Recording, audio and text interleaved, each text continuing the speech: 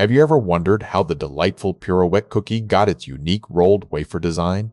Today we dive deep into the story of these beloved treats. Pirouettes, developed in 1984 by Peter de Buccleuch, are part of a wafer tradition dating back to Greek Caprice Papadopoulou wafers from 1978. These cookies are cylindrical and filled with cream. The wafer used in Pirouettes is made from a batter similar to pancake batter, which is rolled into a cylinder shape. This method gives the cookie its distinctive swirl design and delicate texture. Unlike Pirouette cookies that stay in one roll inside their tins, each Pirouette is individually wrapped to preserve freshness and make portion control easier. This also protects them during transport.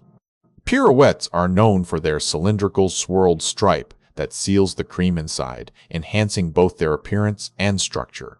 This design is part of what makes them so popular.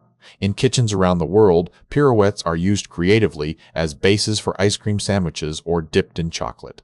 Their individual wrapping makes these creations easy and convenient. With their unique design, delicious cream filling, and versatile uses, it's no wonder Pirouettes have remained a beloved treat since the 80s.